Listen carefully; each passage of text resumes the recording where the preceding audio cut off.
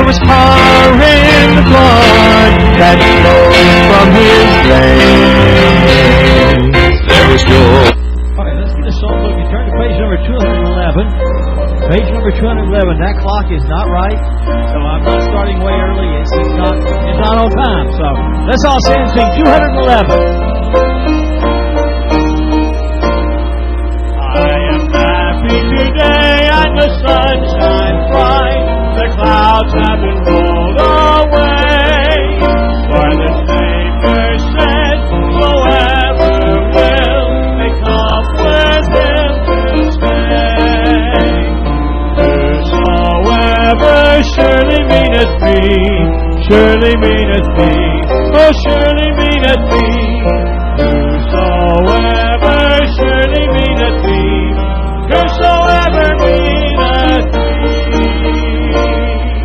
All my hopes have been raised, His name be praised. Glory has filled my soul. I've been lifted up and from sin set free. God has made me whole. Whosoever surely meaneth me, surely meaneth me, oh surely meaneth me. Whosoever surely meaneth me, whosoever meaneth me. Oh what wonderful love, oh what grace divine is died for me. I was lost in sin, for the world I find, but now I am set free. Whosoever surely meaneth me, surely meaneth me, oh surely meaneth me. Surely meaneth me, whosoever meaneth me. Turn to page number 439. Count your blessings. 439.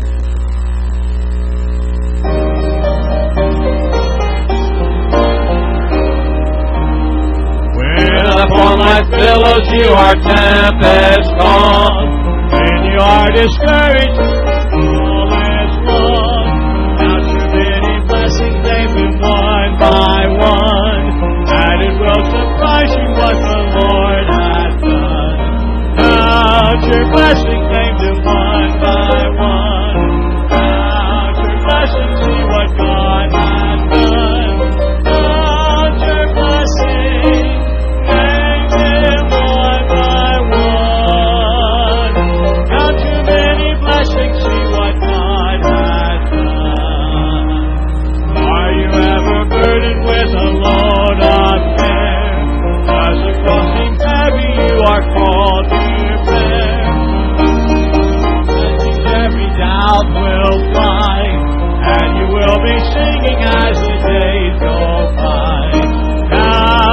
Blessing David one by one. Count your blessings, see what God had done. Count your blessings, name it one by one. Count your many blessings, see what God had done. So amid the conflict, whether great or small, do not be discouraged, God is over. Angels will attend, help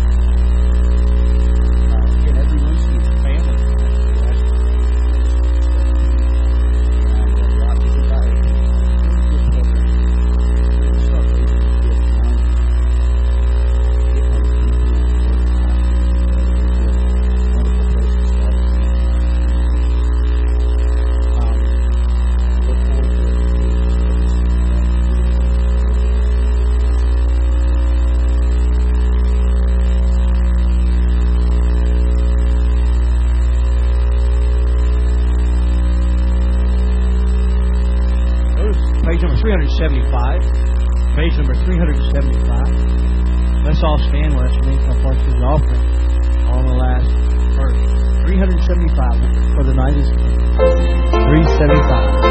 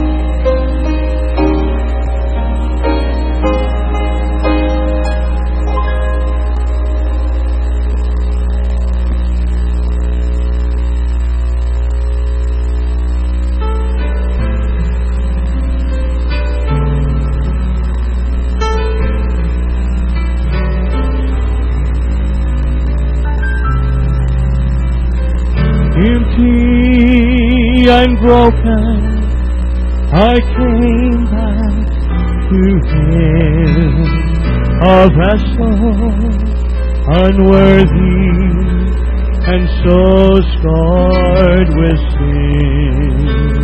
But He did not despair, He started over again, and I bless the day He didn't throw the clay away. Over and over, He molds me and makes me into His likeness. He fashions the clay, a vessel of honor I am today.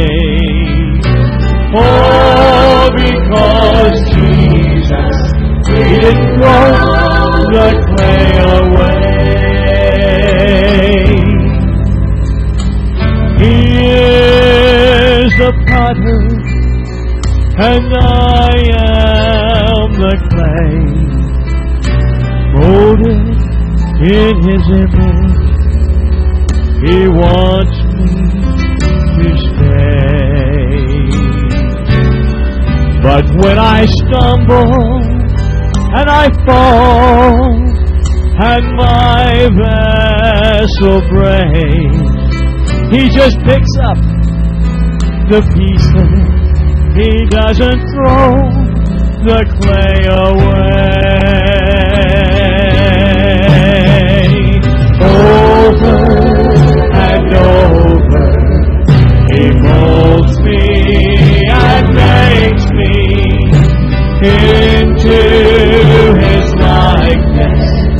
He fashions the clay, a vessel of honor I am today. Oh, because Jesus, He didn't throw the clay away. A vessel of honor I am today. All because Jesus, He didn't throw the clay away.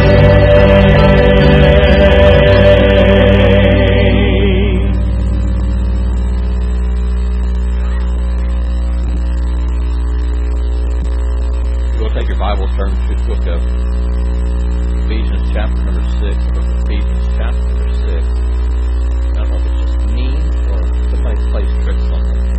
This thing gets cattywampus. Somehow, somebody never seems right.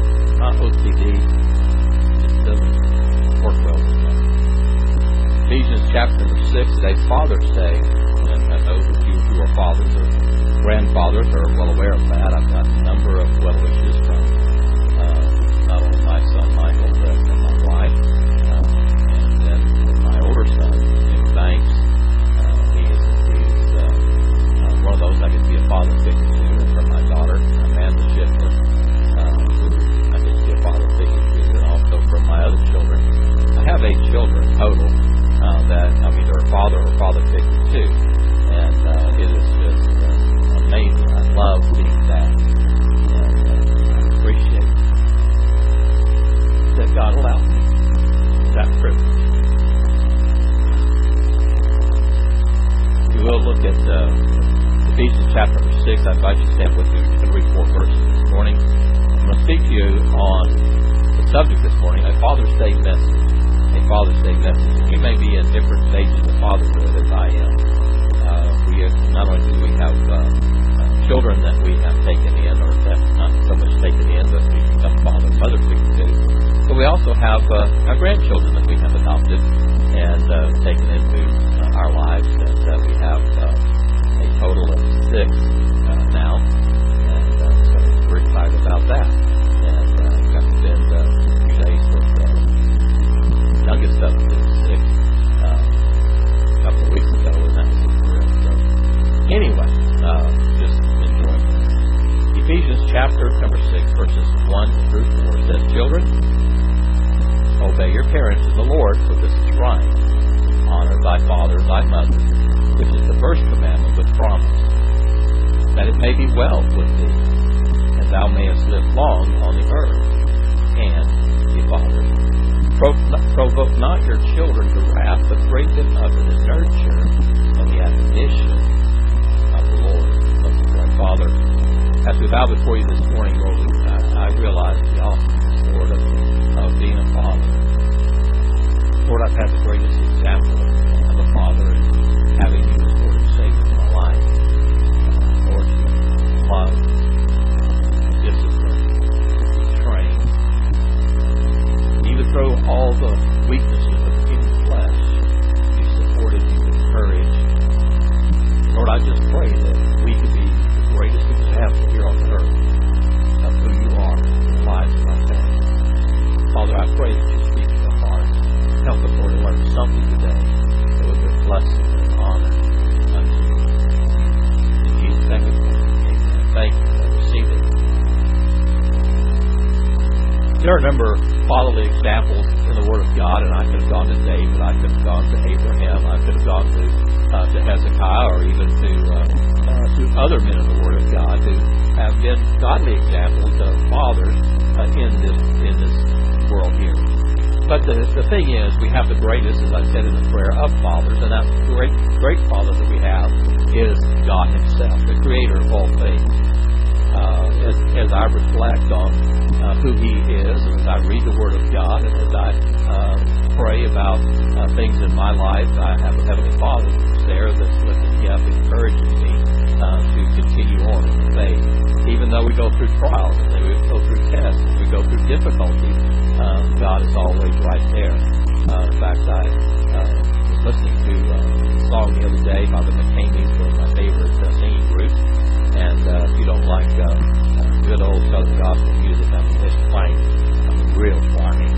But I love it. You know, I'm an old hillbilly. My family comes from the hills of Tennessee, so I get it honestly. But McCameys, there was the I can't remember what the shepherd knows. And I can't remember what the name of it is. Man, here's good. Because I printed it out and I said, learn this song for me. And so, anyway, but it's just a phenomenal song, because even though when you get to the mountaintop and you look back to the valley, you don't see everything that God sees. While you're in the valley, you don't see all the difficulties, you don't see all the trials, you don't see why you're going through what you're going through. But when you're standing on the mountaintop and you're holding His hand, you realize that He was always there with you all the way. And through fatherhood, we have Michael, and God bless us with a son. He's a good, godly young man. I'm going to start crying, so just be aware. And he has been through a lot of struggle, through a lot of difficulties in his life. And yet, he stood firm. Sometimes he says, Dad, I don't understand. Son, I don't understand either. But God knows. Usually, yes, with the doctor, I'm right there with him. He's going through difficulties. I'm right there with him. This morning, he stood in the office and he just played. And it's almost touched me for a good while. And I know one thing he's struggling with right now. Dad's going to be gone for 8 days. A week. Monday through Monday. And he's struggling with that. His mother's struggling with Dad being gone for 8 days. Now that Dad's struggling with being gone from his family for that length of time too. And what my family doesn't know, they're not present in here right now. Mike's working in the parking lot. My wife's accountant, so maybe I'd say this statement that kind of struggling too.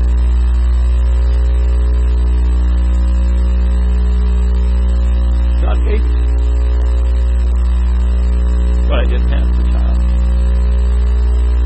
And I'm so thankful that I've learned to love. To be a father figure, not only to my family, but my extended family, all the way around. And so today I want to share with you with some things, some thoughts. This is not really a doctrinal message as much as it is a practical message. I've printed out, I didn't get the copy to make them. I forgot. But I will make a copy of this outline, of this information if you want. You're welcome to have it and carry it along with you. There's not a lot of scripture in it, but there's a lot of practical teaching, things that I've learned. Maybe the message could be termed things I've learned in 40 years of ministry.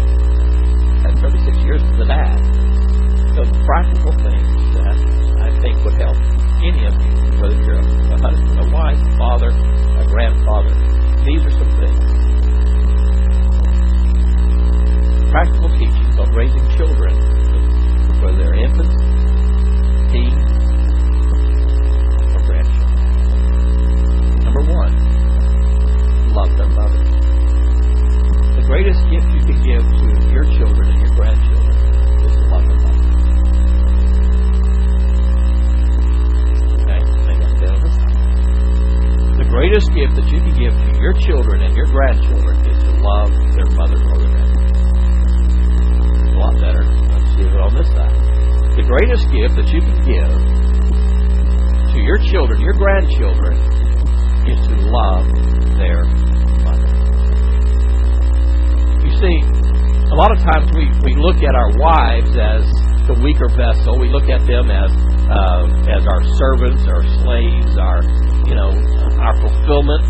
I was watching a video the other day, and it's so true.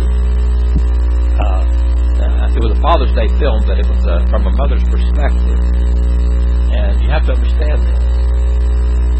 The guy takes the shower and he throws the clothes at the hamper, and they land on the floor. Mom picks them up, puts them in the hamper. She takes them down and washes them. Wet towels laying on the bed. Shoes are left wherever they were last taken off. Socks are left wherever they were last taken off. You're a hillbilly like me. That could be the living room. That could be the dining room. That could be the garage. It really doesn't matter, because wherever you take them off, that's where they land. And a lot of times we just think that things just happen. A mother's work is never done. I saw another post on a family. The wife's going to bed. The husband's going to bed. The wife that has this, picking up the toys, making sure the children are in bed, tucked in, making sure they've had their prayers, and he goes through this whole list of about 8 or 9 things that the mother's doing before she goes to bed. And the last one, of course, is go to bed. The husband goes to bed. Sound familiar? I mean, that's just the case. That's just how we are. But love their mother, the greatest gift. Number one, treat her as the weaker vessel. Treat her as the weaker vessel.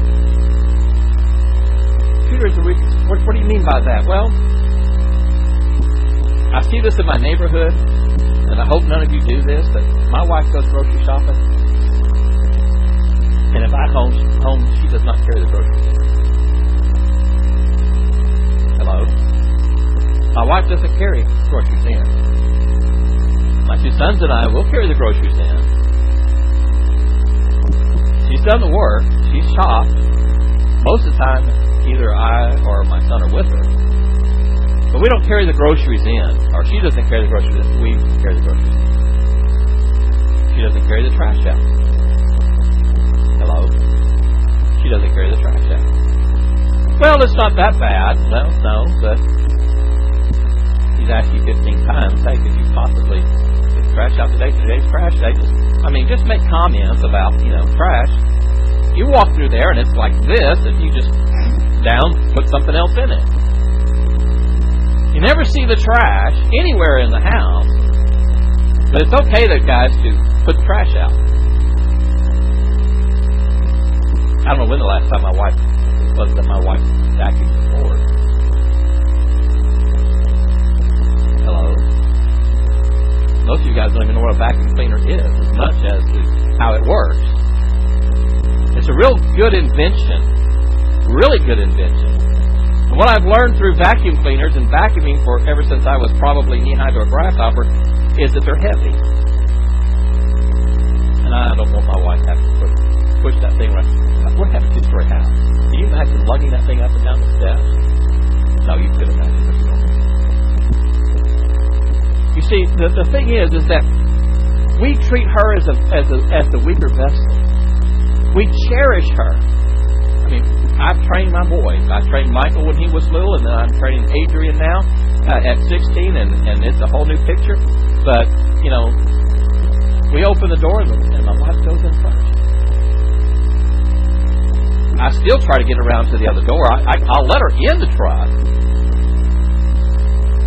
But I don't know if it's because I scared her so bad while I was driving down the road or what, but as soon as I stop, before I get the key out, I mean, she's out.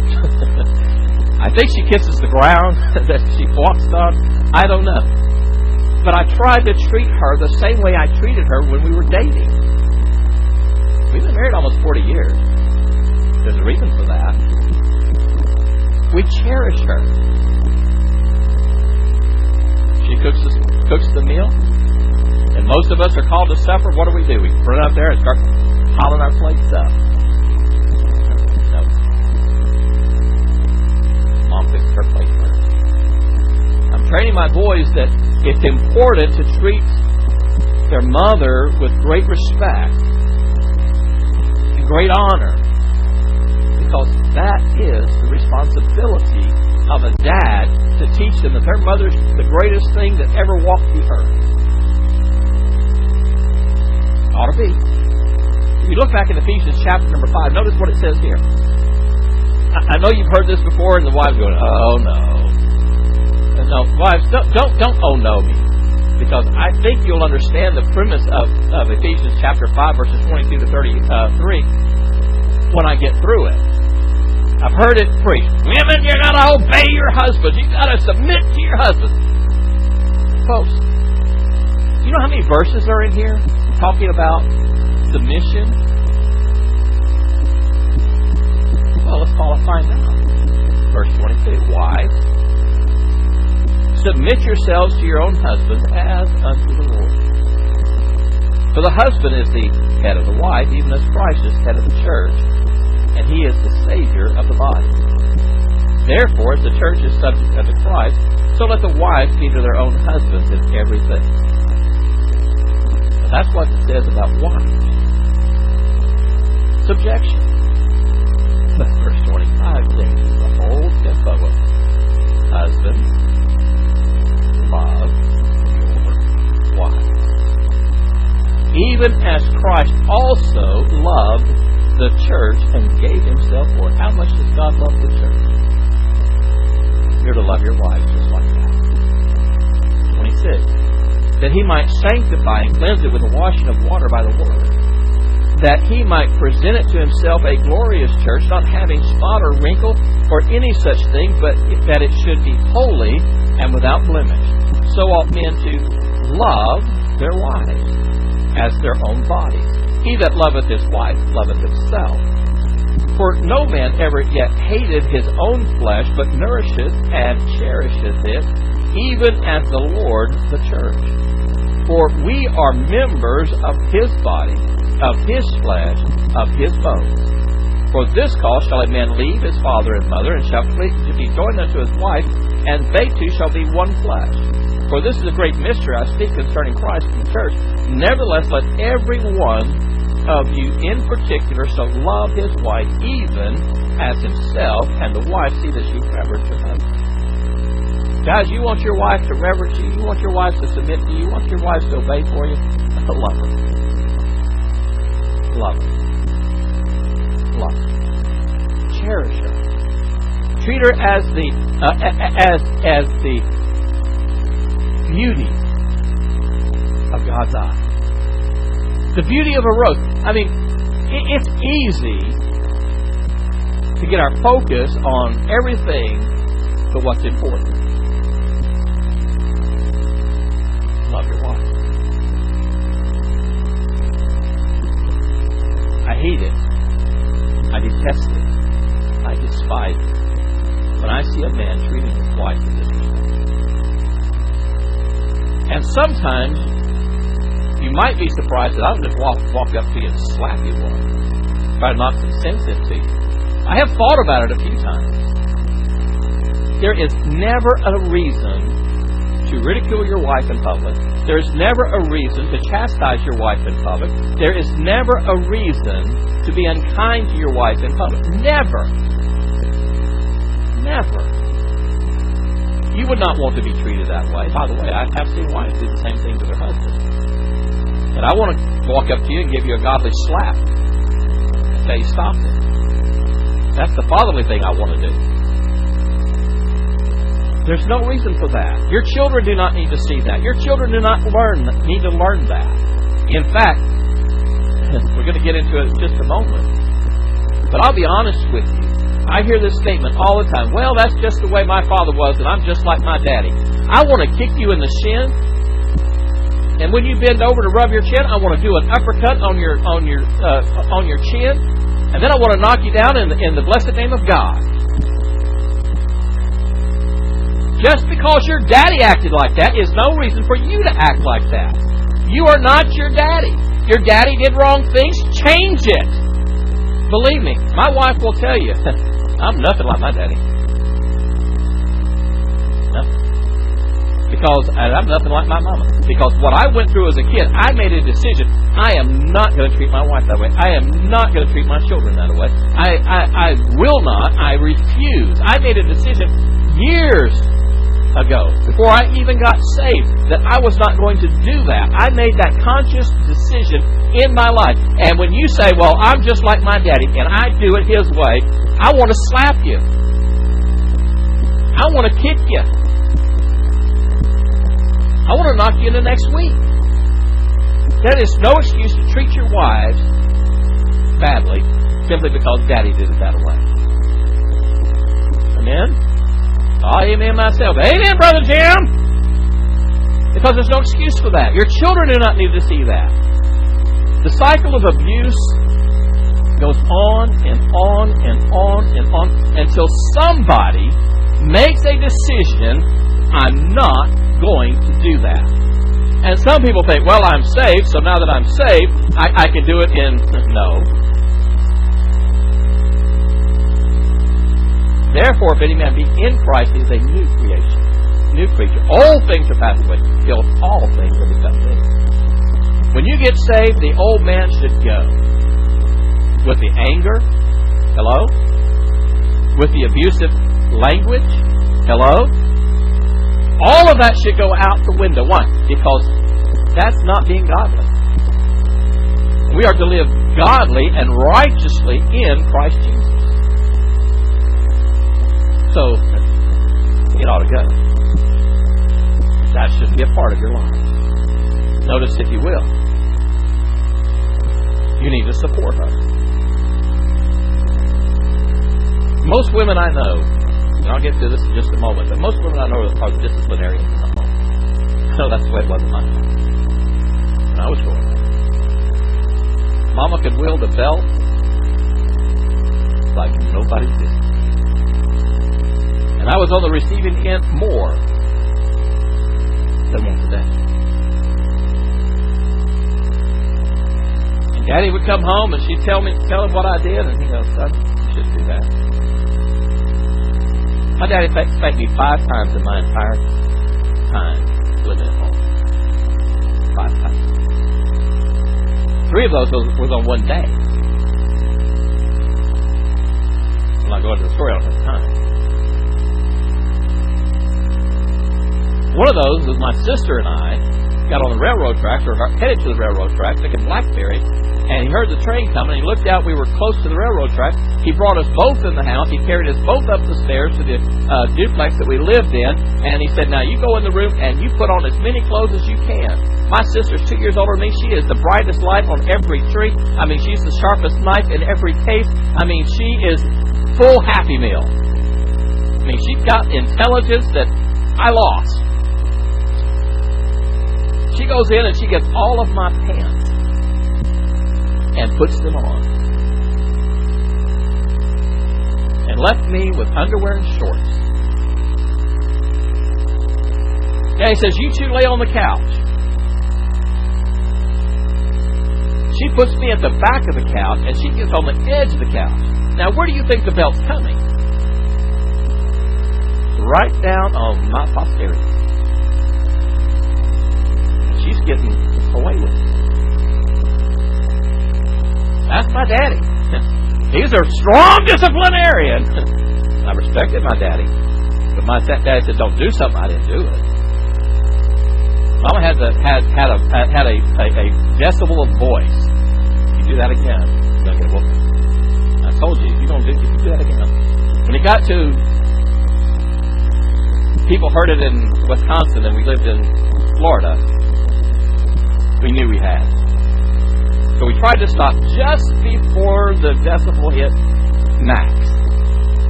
Yeah, always misjudged. I was really bad at misjudging. But we knew we had chances, and chances, and chances, and chances. I said, no, that's not the right way to do it. Boy, don't do that again.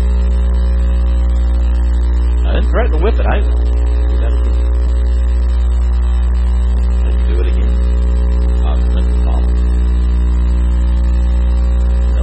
No reason to keep yelling at them.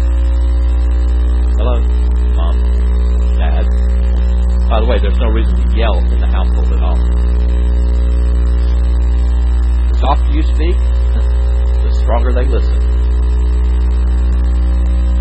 Because they're trying to figure out what it is you're trying to say. And, if they want to know. Hey, 40 years of marriage, my wife has never raised our voice to each other. You say, well, haven't you disagreed? We've been married for 40 years. Of course we've disagreed. But we decided, when we got married, we're not going to yell. My son has never heard me yell at his mother. Nor has his mother, he heard his mother yell. There is no reason to raise the voice. And if it's that point where you have to yell, you have to scream, and you have to cuss, and you have to hit, and you have to throw, you need to distance yourself from the law. I learned a long time ago that sometimes it's good, when you tell your child go to the room, it's because you're trying to calm down before you go too far. There's a lot of times I told my son, hey son, just don't even think.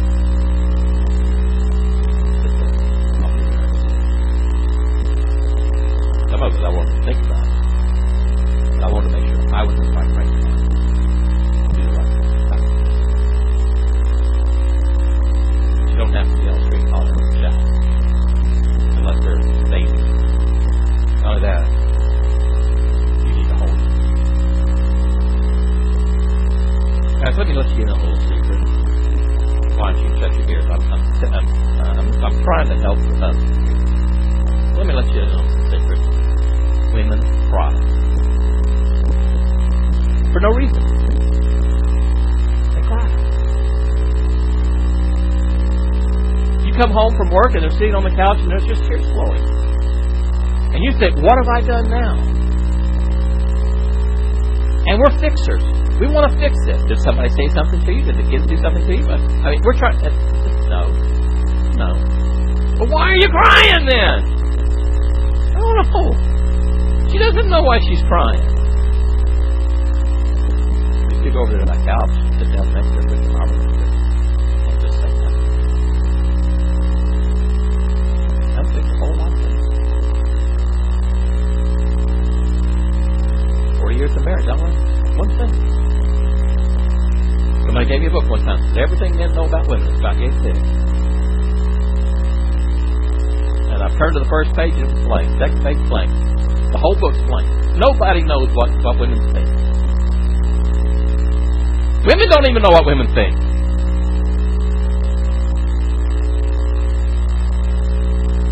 Hold her. Put your arms around her. Don't try to fix it. Don't try to figure it out. Just do it. And by the way, it's okay to hug and kiss her.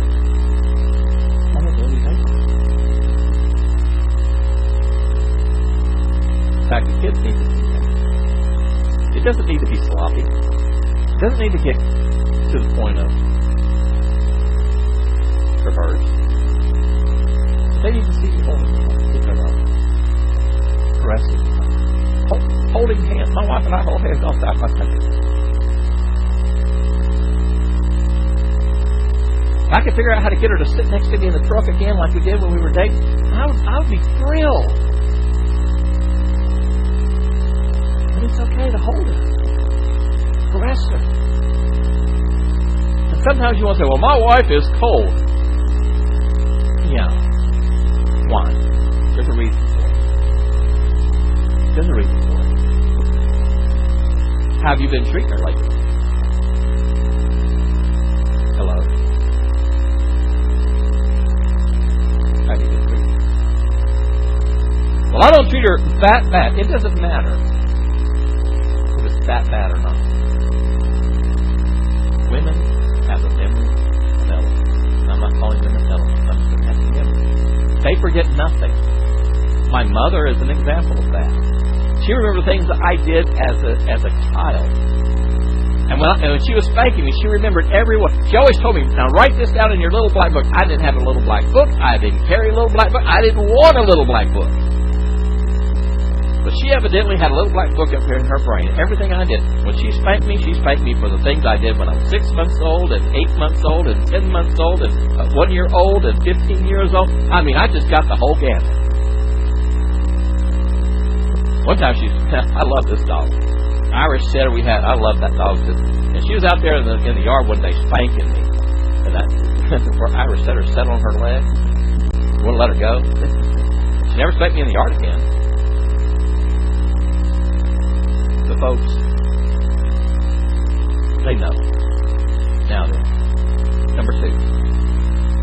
Roman numeral number 2. Put that away. Train and discipline your children. According to Proverbs chapter 22, verse number 6, train up a child in the way to go, and when he is old, he'll not depart from it. I suggest that every man read Proverbs 22, or read Proverbs 1 through 31 every month. The book of Proverbs is Solomon writing to his children and telling them, this is what you ought to do. This is what you ought to do. This is what you ought to do. I mean, warn them about loose women. Warn them about loose women.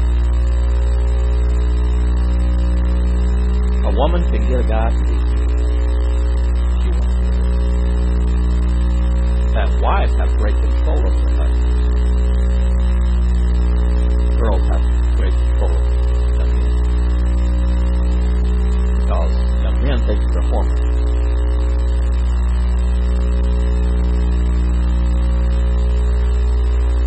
Women usually are looking for somebody to fulfill a void that God did.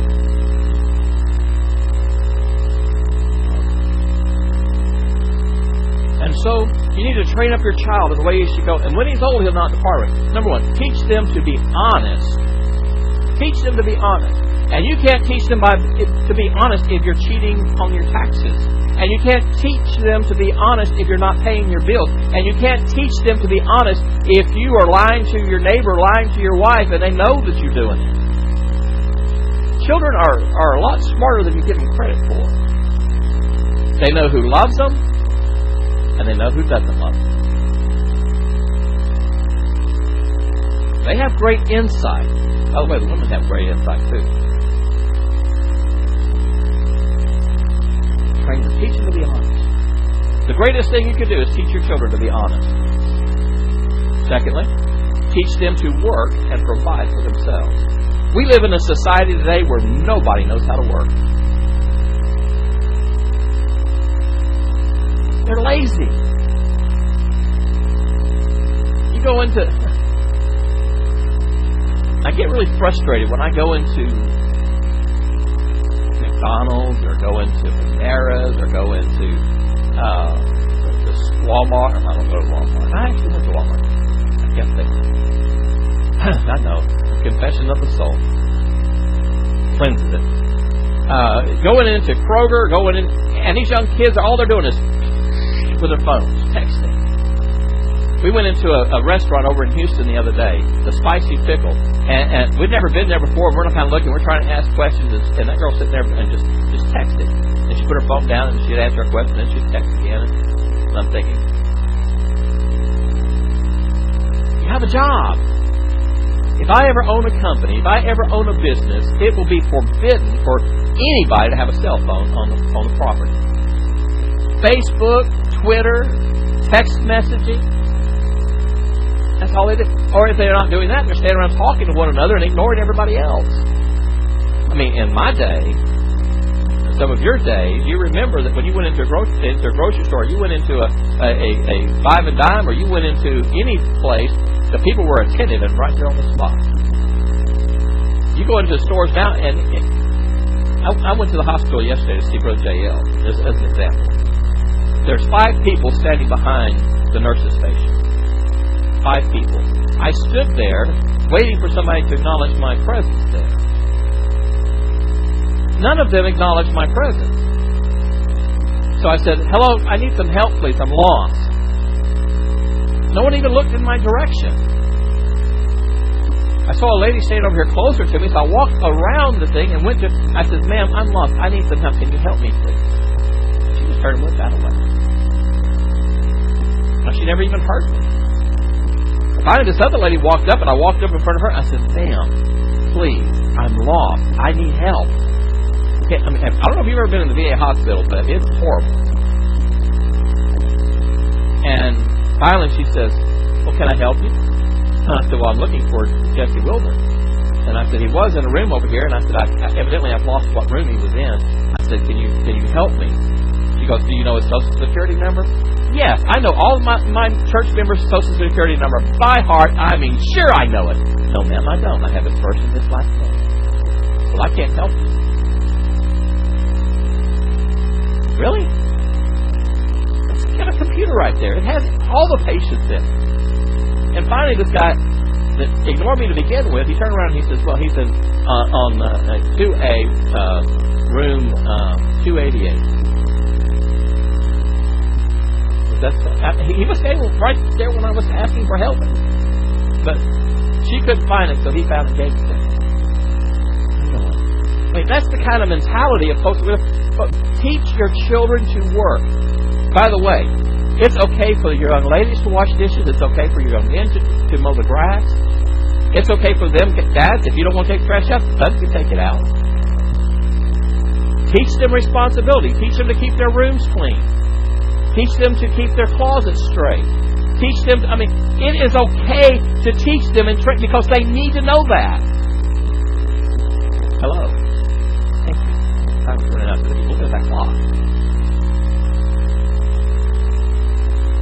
Number 3 should have been number 1. Teach them to love their mothers. Teach them to love their mothers. Teach them to love them. When I worked at Sterling High School, I had a project called American Sign Language. We had a project, and it was all due. We've been working on it. And I had some students say, "Well, I'm not going to do it." So the day the project was due, I called student number 1. I said, "I'm not doing it." I called student number 2. "I'm not doing it." I called student number 3. "I'm not doing it." I said, "Okay, let's do it this way. All of you who have said you will not do that, go right up along the board right there." I said, "The first one in line, pick up the phone, dial 99 and call your mama, call your daddy, call your grandma, grandpa. I don't care who you call, but call. They're going to know you're fixing to fail this class right now." Yeah. I've got a lot of practice in not doing stuff. The person picked up the phone and they called and they said that they won't talk to you and I'll talk to them. They will be doing that project. Thank you. They should pick up the phone and called her mother, and the mother told Mother, "I'm fixing to take you to deal with this bus because I'm not doing my work." Well, I could hear Mom on the other line. And she was, of course, going on, and this girl started hollering at her mother in my presence on the phone. And I said, "Whoa, time out, stop right there." I said, "Hand me that phone." I said, "Ma'am," I said, "hold on just a second. I will be right back with you." I held the phone out and I said, "I'm going to tell you something, young lady. Don't you ever, in my presence, ever talk to your mother like that again. Don't you ever." I said, "There's never a reason. The woman that brought you in life went into the pits of hell to bring you into this world, and you're talking to her like that?" I said, "There's never an excuse for that." And I said, "Don't ever let me hear you talk to your mother like that." And I picked up the phone and I said, "Ma'am," she says, daughter back to the phone. She was very normal, very quiet. Yes, sir. Yes, sir. Dads, you're doing your children your wife a disservice and your children a disservice. If you're allowing them to speak to your mother or their mother, yell at their mother. If you've got a boy, pick him up by the off of the neck and say, look, I'm going to tell you something. Don't you ever speak to my wife like that. Don't you ever speak to your mother like that. They'll know you mean it. But if you speak to mama like that, they have every right to speak to their mother like that. And it's in my presence, they're going to get reprimanded. So don't get mad at me. Last one. Love your children. Love your children. Be a father, not a devil.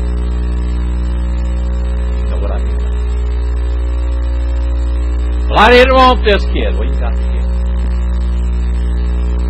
Now that you got him, your responsibility under God is to love him. Train him. Be a father, not a devil. Take your daughters and teach them what a real man is like. Somebody posted a video on Facebook. It just recently came around again of a dad getting dressed for a date. And he walked out, rings the doorbell, and the little girl comes to the door, and she's all dressed up, and he takes her by the hand and makes love on her face. It's been highly criticized. Your daughters need to know that their daddy loves them. Their daughters need to know. Think of some place nice. Michael was little. We created a monster. My wife and I like to eat at nice restaurants. And the last thing we want to do is go into a restaurant with the kids screaming and running around like they've lost every sense of normality that they're doing. And parents screaming at them. There's a chair. A high chair if they're age appropriate. There's a booster chair if age appropriate. Or there's a chair that they can sit in. And they're required to sit there. Hello? Teach them that a fork is a fork. And what it's used for. A spoon is a spoon. And we spent, we sat with Michael at the table. We taught him how to use the different forks. And we taught him how to sit at the table, how to use a napkin, how to place a napkin. We taught him all these things. And then we would go to a nice restaurant. And we would sit down. Now, when you've got a 4 or 5-year-old, you expect that a 4 or 5-year-old is going to order a hamburger and french fries. Not our son. Go to Steak and Ale. I want to kiss with the club. Medium. Baked potato, butter tart cream cheese, and the salad bar. That's my son. To this day, that's my son. The only time he orders a hamburger is if he's at a hamburger place. Much to my skillful chagrin. We've never discouraged that. He's left-handed. My wife and I are right-handed. We had to teach him how to cut with a knife. Have you ever tried teaching a left-handed person how to cut with a knife? It's not easy. That's part of it. But you see, we taught him. You need to, as dads, you need to date your daughters. You need to teach them, hey, you need to dress up. I'm going to dress up. We're going to go to a place nice. And we're going to teach them how to teach you.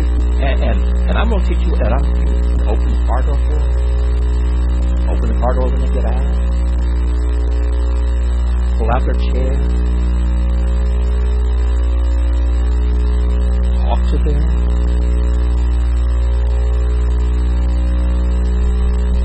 Some old boy comes to your house. It's a good thing I didn't have daughters. It's a good thing I didn't have daughters. You know why? Because my daughters would probably not go out to their 70s. When I worked at Sterling, I know my time's gone, but when I worked at Sterling, they had the homecoming. And these girls would spend hundreds of dollars on their hair and hundreds of dollars on their dress and their makeup and all this. And then I'd see the pictures afterwards, and the boys are wearing jeans and tennis shoes and a shirt with a shirt tail out with a tie stuck to it. And I said, girls, what are you thinking? You spend all this money, and you let that boy come to your house dressed like that, and you go out with him? Well, he does rent a limo. I would ride a bicycle to homecoming before I go out with a person dressed like that. When I spend all that money on, your daughters need to know that's not acceptable. That is not part of growing up. That's not what men and how men treat ladies. It's not a part of it. It's a good thing I didn't have daughters. Because when an old boy showed up at my door and honked the horn,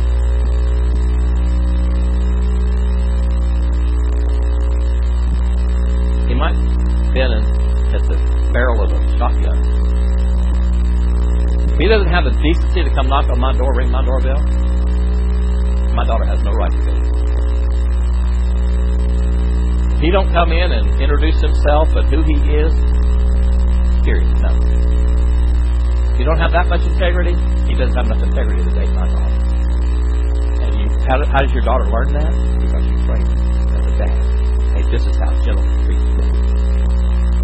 This is how it's done. On the other side of that point, you need to treat your sons how to treat ladies. And it's okay if they're going to drive race cars down at the whatever that place is down there. They have jeans and t-shirts and all. That's okay. But it's not okay. You want to understand. I love Leave It to Beaver. Have you ever noticed they dress at the dinner table? Coat, tie. They go out somewhere, they're dressed. We've lost a lot in our society. I must continue. That's why I have the coat song out and everything.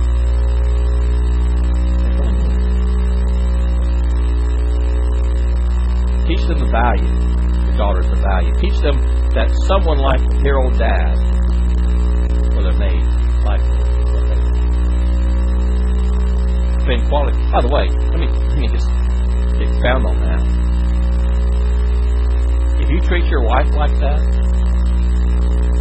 like some of these guys treat their days, their daughters think that's wrong. It's not wrong.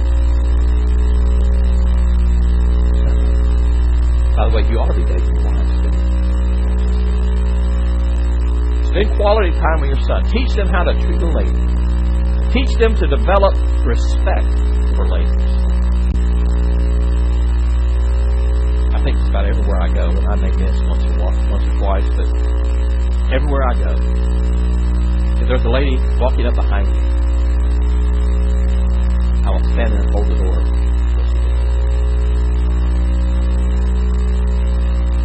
Yesterday on the elevator at the hospital, there was some ladies who were already on the elevator when I came down, and there was another gentleman on the elevator with me, and the door opened. Doors that were getting off on, and I opened the door, and I was like, kind of looked at me strange. I'm used to it. Men usually just plow on you. Just men. You don't plow in front of your wife. We were eating last night. My son wanted to go take me to a place we like to eat. We were sitting there eating, and this older couple came in. I guess it was their son. Mom was probably in her 70s, something like that. Dad was standing in front of Mom. He said, well, you need to sit over there. And Mom started walking. He just whooped right in front of her. I have difficult with that. I mean, I looked at my wife and she said, I know what you're thinking. That just bugs the fire out of me. That's when I want want to get violent. That's what I want to get. I'm going, guy, wake up. Teach your sons how to treat ladies, respect ladies. Teach them to be wary of loose women. Dad, you need to have some heart-to-heart with those boys from an early age. Let them know what they're doing. There are women. There was a post on the Facebook the other day. I think I read a lot of Facebook. A mother's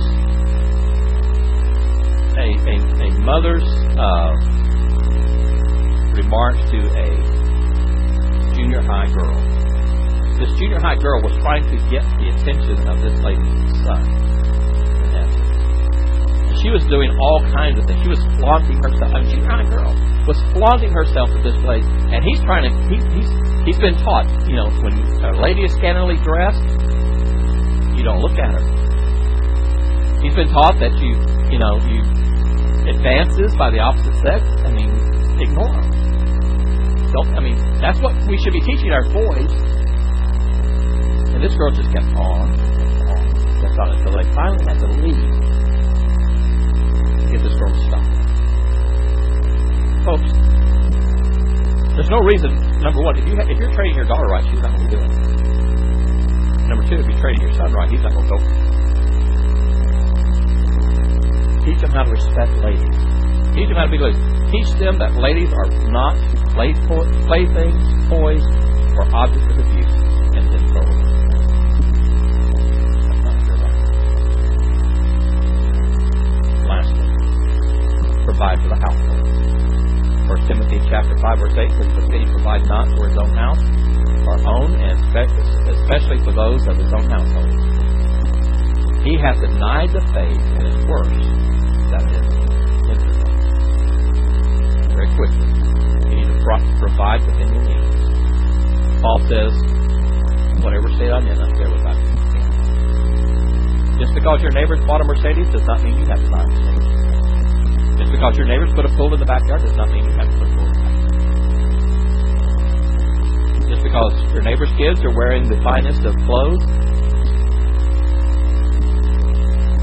from Old Navy or wherever it is, doesn't mean your children have to do that either. Provide for them within your means.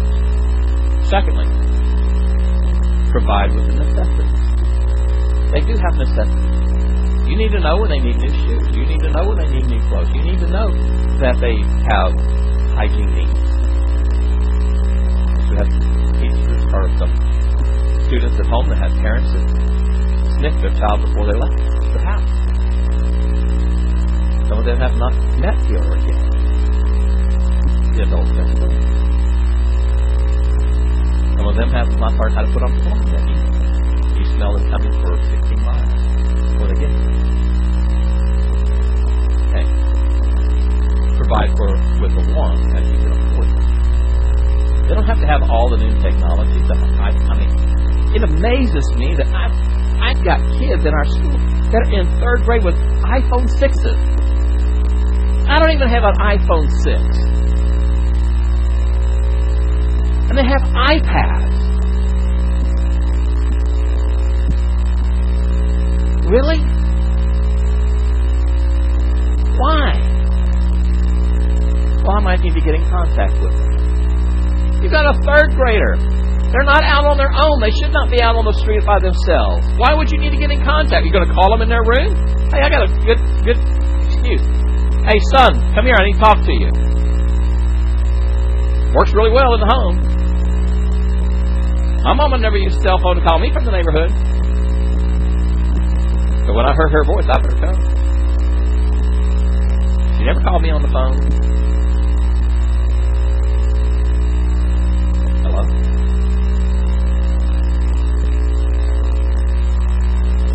They don't have to have all the newest video games. And the reason most of them have the newest video games is because Dad wants them. Hello! Just throwing it out there. Let me give you a warning. Gifts and things are not a substitute for genuine love. If all you're doing is giving your kids and giving your kids and giving your kids and giving your kids, thinking that, hey, that shows my love. No, that doesn't show the love. If you have the audacity, if you have the strength, if you have the tenacity to ask your children, would you rather have this or would you rather have my time? I guarantee you the most important time.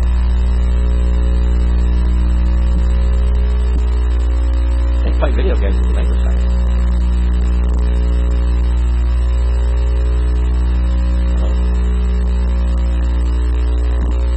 Hey, don't just throw things at them. Be a true parent. Spend quality time with them. They crave that more than money, things, and gifts. Years ago when I was a kid, I know that's way back up a while ago, I said, if the older you get, you start reminiscing and going back further. And the young people think you have Alzheimer's because you just, living in the past. It's not really bad. It's just what's going on in this world does not compare to what went on in our lives. I mean, we could actually play in the streets.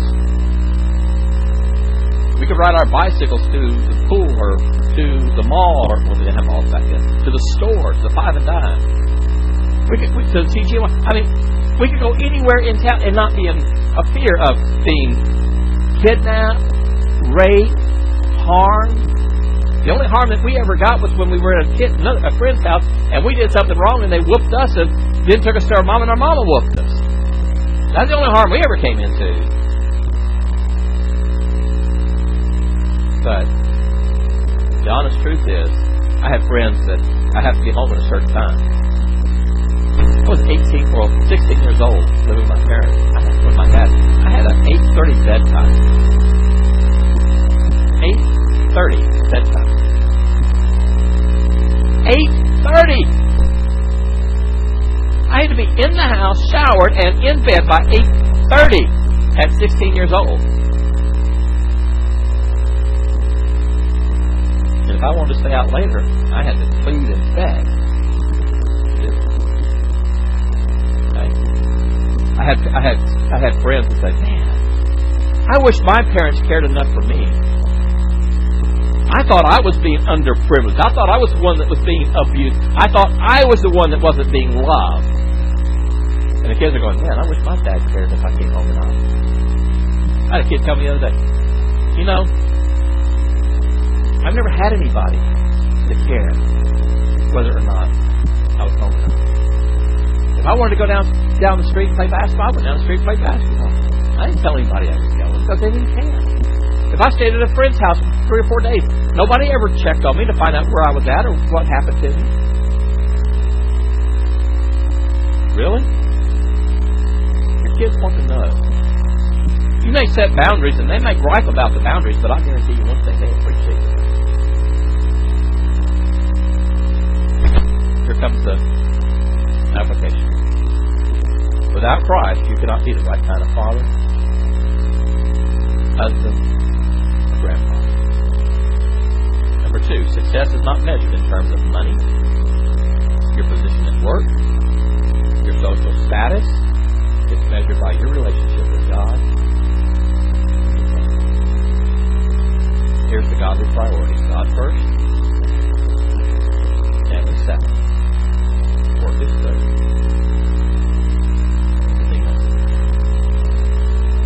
Put God in His rightful place. The family's going to be in their rightful place. The work's going to be in His rightful place. Everything else. I think sometimes we get these out of order. We put work first. And if the boss says, well, I need you to work on Sunday. Oh, okay. I lost a job. Because when I was hired on that job, I told them, I don't work Sunday. Oh, you'll never have to work Sunday. They moved me in the plan, and they said, now you have to work Sunday. I don't work Sunday. Well, you're either going to work Sunday or you're not going to work Sunday. Last year, the end of this year, I was on. The next day, I had a job. Put God first. If you put God first and you raise your children to put God first, I guarantee you when they get to high school and they graduate, they'll still be in church.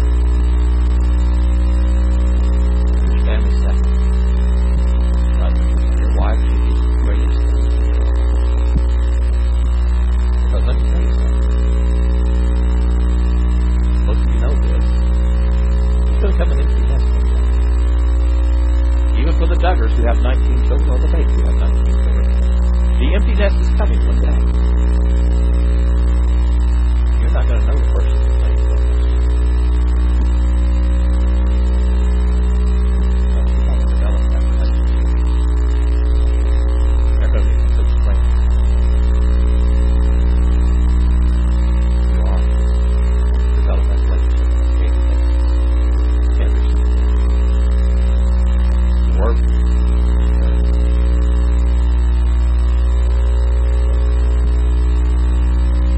Work is a means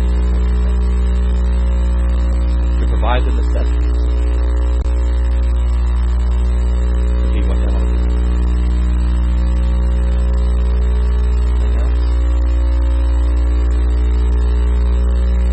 I hate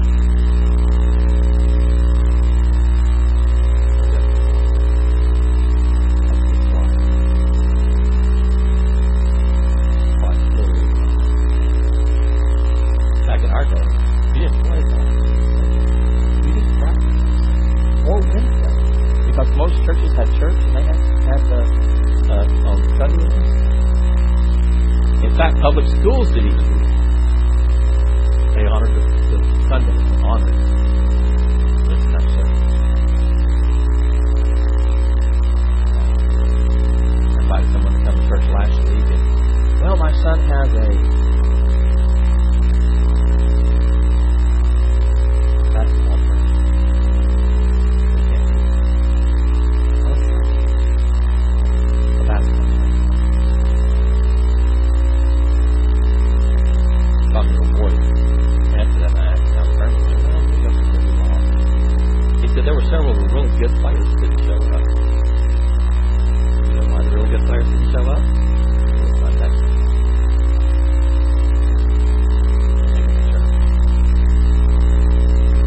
Coach is probably mad at him. He's probably mad at him. But I love him. For his life. When you exit church, do anything else other than what you're supposed to do. You're training your children. Church.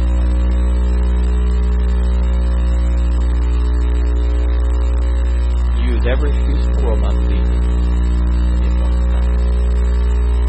Kids don't notice. And then you say, well, kids, it's time to go to church today. I don't want to go. You don't have a choice. You did. You did. Talked to my sister the other day. Her daughter's been married. Number 2. Married a guy that was agnostic /8.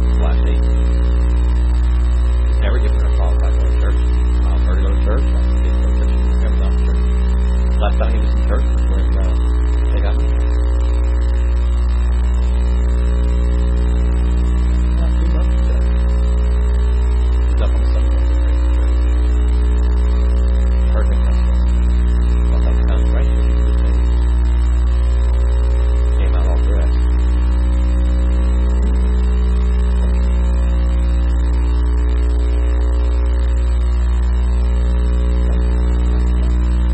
Make a big deal about it.